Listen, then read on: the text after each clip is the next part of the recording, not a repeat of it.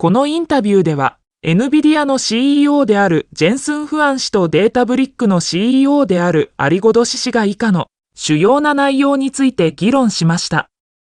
1、Nvidiaの業績、フアン氏は、Nvidiaがどのようにして3兆ドルの価値を持つ企業になったかを語り、初期からのビジョンを振り返りました。彼は、会社の成功は未来への強い信念と革新精神に基づいていると述べました。2、他の CEO へのアドバイス。フアン氏は他の CEO に対し、ユーモラスに GPU を作らないようにとアドバイスしましたが、より重要なのは自社のコアコンピタンスを見つけ、それに集中することだと強調しました。革新と差別化の重要性を強調しました。3、データインテリジェンスの重要性。企業がどのように自社のプロプライエタリデータを活用してカスタマイズされた AI モデルをトレーニングするかについて議論しました。フアン氏は、企業のビジネスデータが最も貴重な資産であり、これらのデータを活用して AI 研究と応用を進めることが未来の鍵であると強調しました。4、技術と未来の融合。フアン氏は、Nvidia がどのようにして技術革新を通じて各業界の変革を推進しているかについて語りました。特に人工知能とデータ処理の分野において、技術とビジネスニーズを結びつけることの重要性を強調しました。これらの議論は、Nvidia が技術リーダーとしての成功経験と未来の技術トレンドに対する深い洞察を示しています。So I am super excited to introduce our next guest, who actually is a man who does not need any introduction. So I want to welcome the world's one and only rockstar CEO, Nvidia's Jensen Huang, to stage.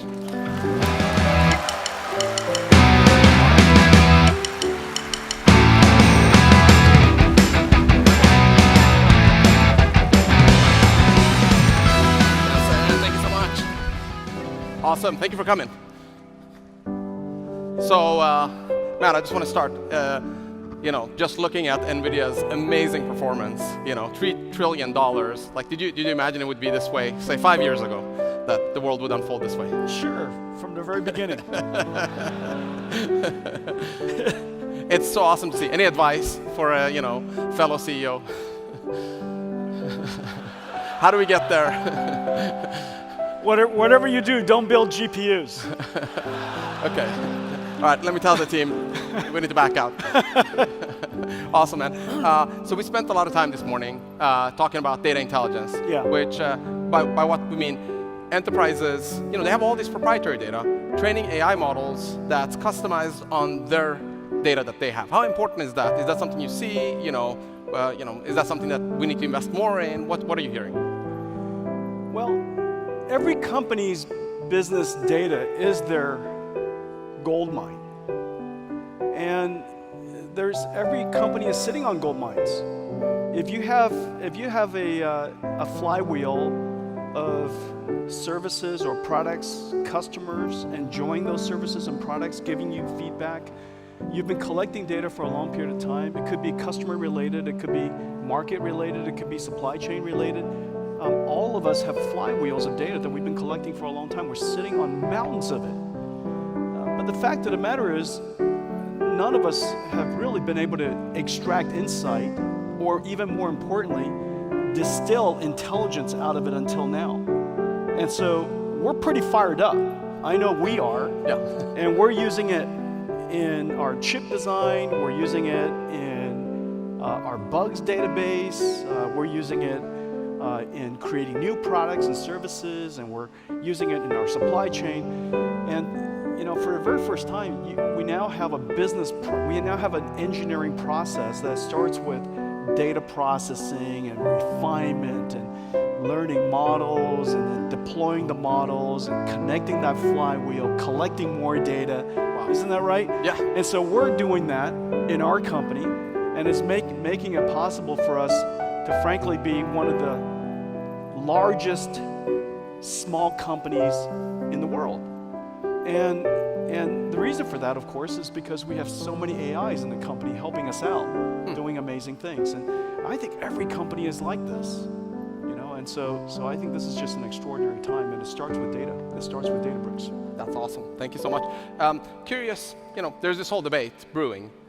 Closed models versus open source models. Are open source going to catch up? Are both going to exist? Is it going to eventually just be dominated by one giant closed source model? What are you seeing? What are you thinking about the whole open source ecosystem, and how important has it been for sort of development of LLMs, and how important is it going to be going forward? Well, we need frontier models. We need amazing frontier models. Of course, the work that OpenAI is doing, the work that Google is doing, really important. Yep. And pushing the frontiers and helping us discover what's possible. But if you were to look at this year, probably the most important events this year were related to open source. Llama 2, now Llama 3, Mistral, the work that you guys did, Databricks, DBRX. Do I have to say DBRX? It's DBRX, right? DBRX. I think really, really cool stuff. Yep. And the reason why it's so really cool is because it activated every single enterprise company. It made it possible for every company to be an AI company. Isn't that right? You're seeing this yourself, and we're seeing this all over the place.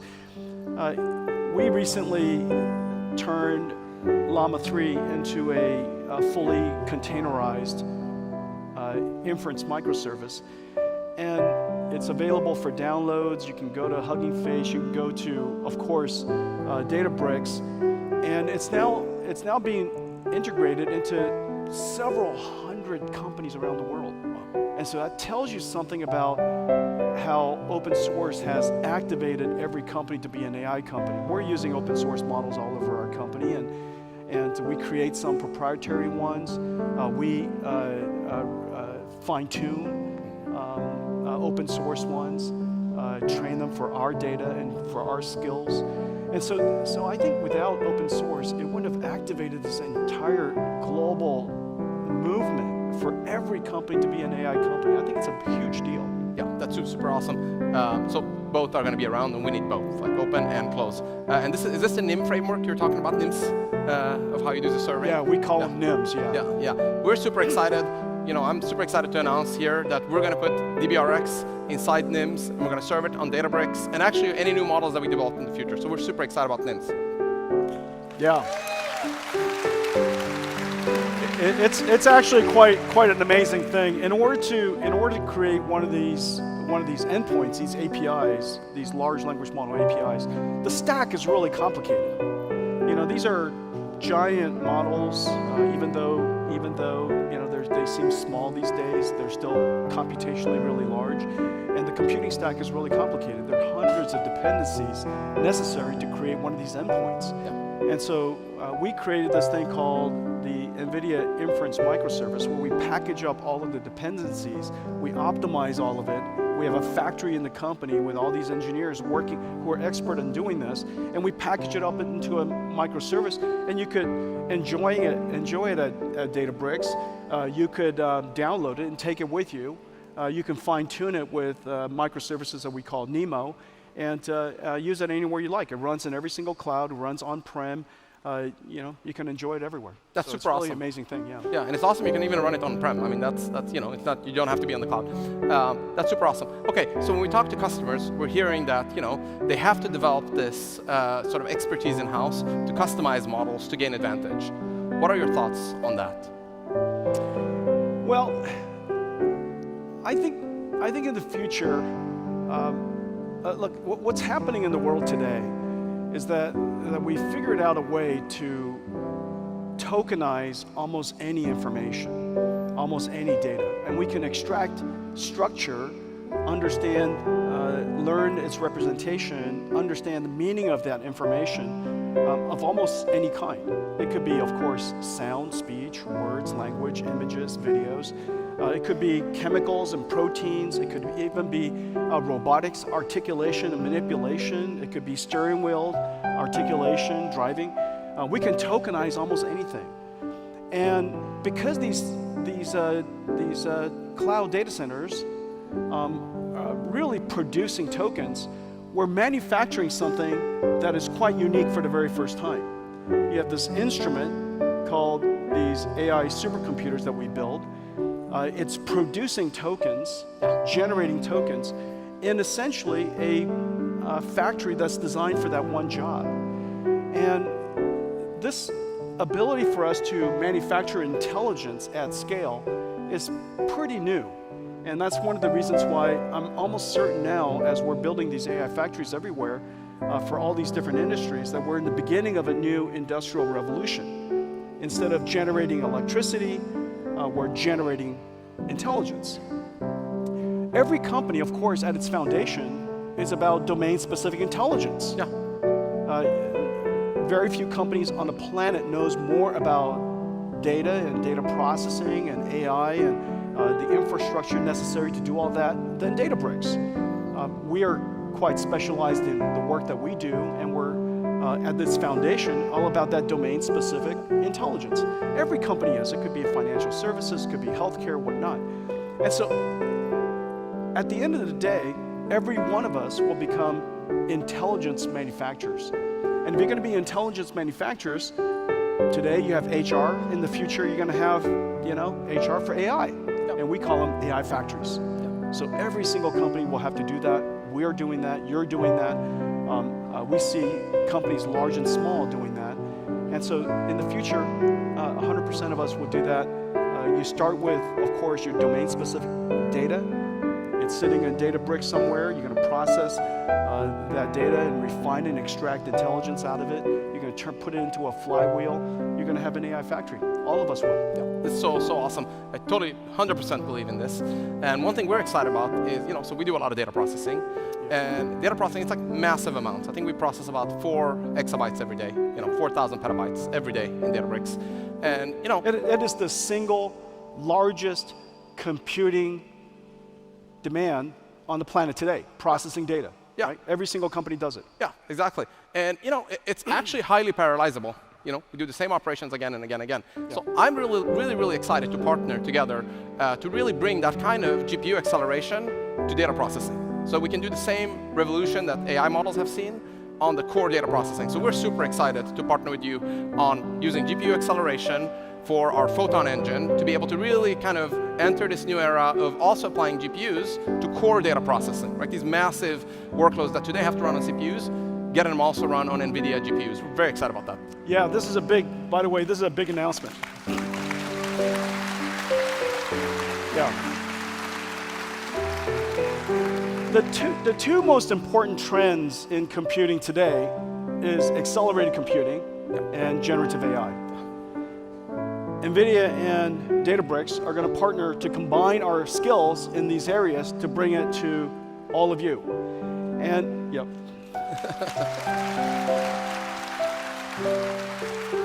And this work in accelerating data processing, as you know, it's highly parallelizable. Yeah. But it's really arcane, it's really complicated. And the reason for that is just there's so many data formats, there's so many different ways to group and join, and just wrangling data is a really complicated suite of libraries. Yeah. Spark is a super complicated suite of libraries. Yeah.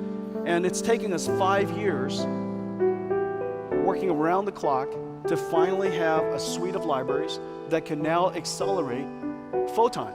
And this is such a big deal. We've been working on this for a long time. Yeah, for many years. So now we're going to accelerate Photon and make it possible for all of you to wrangle data, process your data a lot faster, a lot more cost effectively, and very importantly, consume a lot less energy. Yeah, makes a lot of sense. It's a huge deal. Yeah.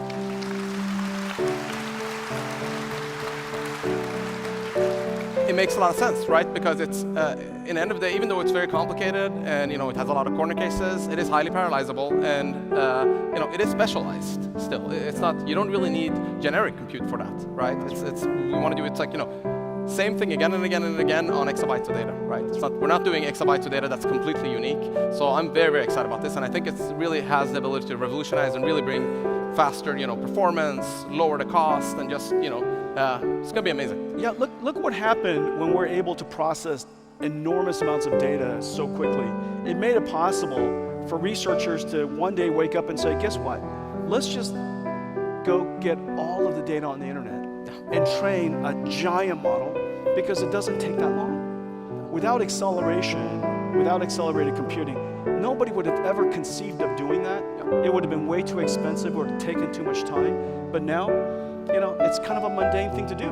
So, we're going to be able to process exabytes and exabytes of data so much more cost effectively and so much more efficiently from a time perspective. Imagine all of the ideas that you're going to have. It's going to be, hey, let's just take all of the data of our company and we're going to train our super AI. You're going to do it. Yeah. The day's going to come. Yeah, I mean, it was a sci-fi idea, right, to take the whole internet. Nobody thought you could do it. We needed the hardware to get there, the infrastructure to be there, so we could specialize it. And now, everybody's doing it. So I want to switch gears. God, I love myself. Just kidding. We love you too. So I want to switch gears. This generative AI boom has been amazing. But the early days, most enterprises started with chatbots. Let's build our own chatbot, customize it on our data, and so on. But now we're seeing people branch out to more and more sophisticated use cases. Yeah. What new applications in AI are you the most excited about going forward?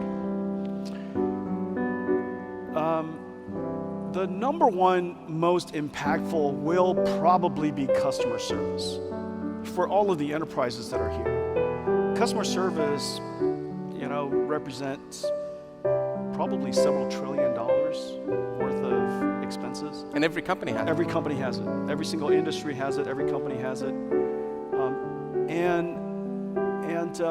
The important thing about the chatbot, the customer service, is partly about the fact that you could automate, but it's mostly about the data flywheel. Yeah. You want to capture the conversation. You want to capture the engagement in your data flywheel.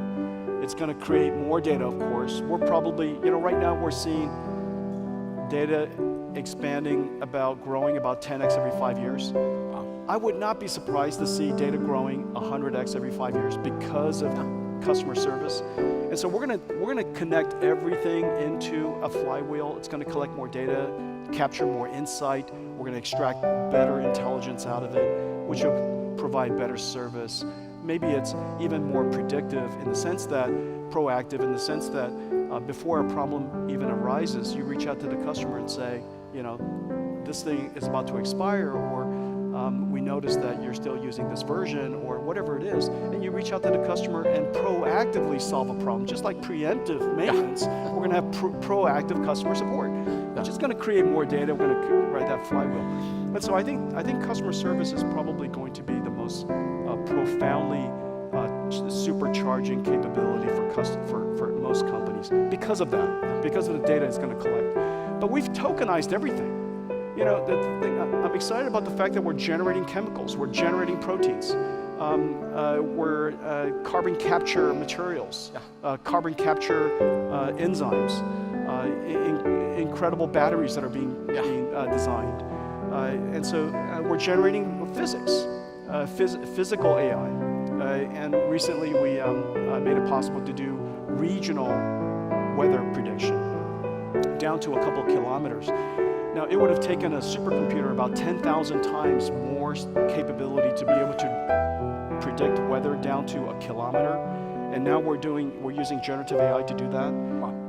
And so as a result, logistics will be enhanced, insurance will be enhanced. Of course, keeping people out of harm's way will be enhanced. And so physical things, biological things, of course, generative AI for 3D graphics, digital twins, creating virtual worlds for video games. I mean, generative AI is just everywhere, every single industry. If your industry is not involved in generative AI, it's just because you haven't been paying attention. It's everywhere. Yeah, I totally believe it. We're going to see, there's no area where we're not going to see applications of this. Yeah. Makes a lot of sense. It's so exciting. These new frontiers are super exciting, and there's huge needs for data, AI. What's your thoughts on how we can help enterprises make AI that's more sustainable? Well, there's a lot of sustainability has a lot of different perspective. One of the sustainability has to do with energy. Yeah. And remember, AI doesn't care where it went to school. We don't need to put AI training data centers near population where the energy grid is challenged already, we could put it somewhere where it's not challenging. And so you know that the Earth has a lot more energy, it's just in the wrong places. And so I think for the very first time, we can go capture that excess energy, compress it into an AI model, and bring these, AI models back to society where we could use it. That's one major thought. And another is, I remember that AI is not about training. AI is about inference. Yeah. And it's about the generative capabilities of the AI. You're training the model so that you can use it. And when you think about the longitudinal benefit of AI, and I just gave you the example of predicting weather using AI instead of using supercomputers, we understand basically the laws of physics that's involved in weather prediction. We don't need to simulate it from first principles every single time. We got to generate it using AI.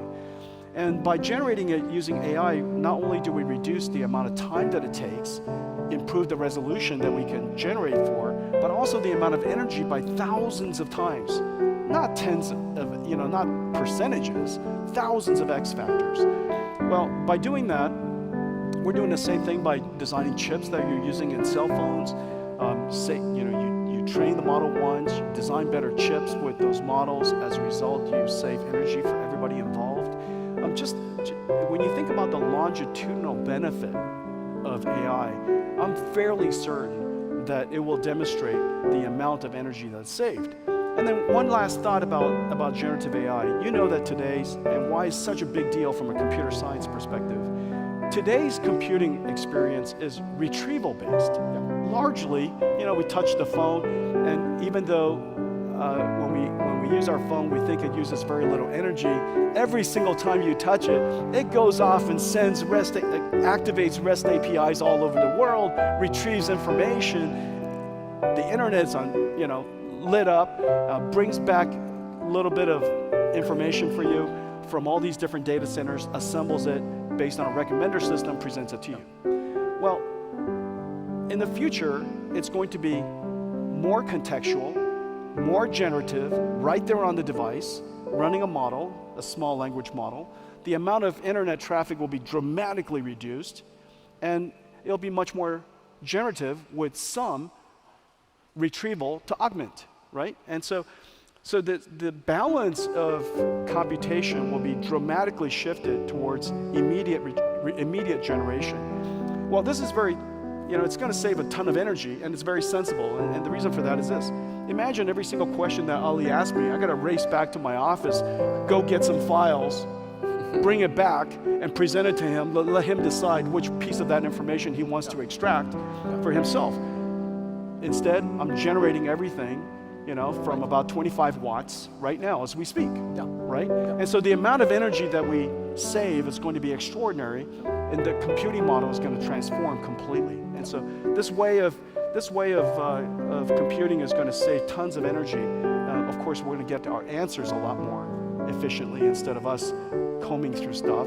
But then we'll have even more questions, right? We'll have more questions, which is really, in fact, that's the big idea. A big idea about the future, us working with AIs, is prompting. We're going to have so many more interesting questions because we're going to get a lot of answers very quickly. Yeah, so this is a very big deal. Yeah, very exciting future. Okay, my final question to you. How do we help customers, organizations here get started today? What's the best way? Well, I told you before that I thought the pivot of Databricks expanding from data processing to data governance and store, and then extending it into all the way longitudinally, all the way to extracting intelligence out of that data. I think that was completely genius. And I forget her name, but I thought Cookie Lady did an incredible job. Casey. What's that? Casey. Okay. Don't steal her, please.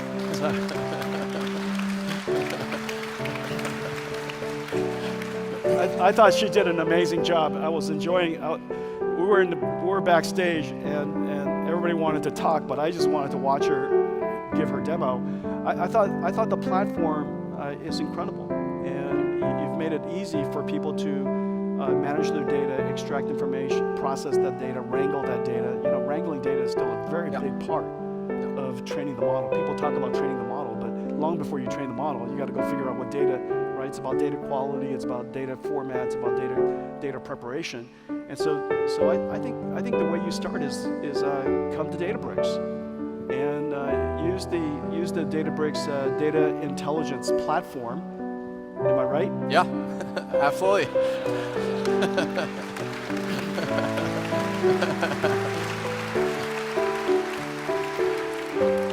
Who wouldn't call their platform DIP? That's such a good idea. You know, Databricks DIP. Sounds good, I like it. It's almost as good as NIMS. All right, there you go. Well, you can do both together, right? Yeah. You don't have to pick. Go get yourself a NIM on DIP. Yeah, I agree. Why not? That's the way to do it. Yeah, that's you can dip I that would cookie. absolutely start. Whatever you do, just start. Whatever you do, start. You have to engage this incredibly fast-moving train. Remember, generative AI is growing exponentially. You don't want to observe an exponential trend, because in a couple of years, you'll be so far behind, it's incredible. Just get on the train, enjoy the train as it's getting faster and faster exponentially, learn along the way. And so, you know, this is one of those things you can't learn by watching, you don't want to learn by reading about it, just learn by doing, and which is the way we're doing it. And so, just get engaged. All right, that's great advice. Jensen, it's been an amazing decade. Thank you for everything. We've been great partners. Looking forward to our next decade together. Databricks. All right.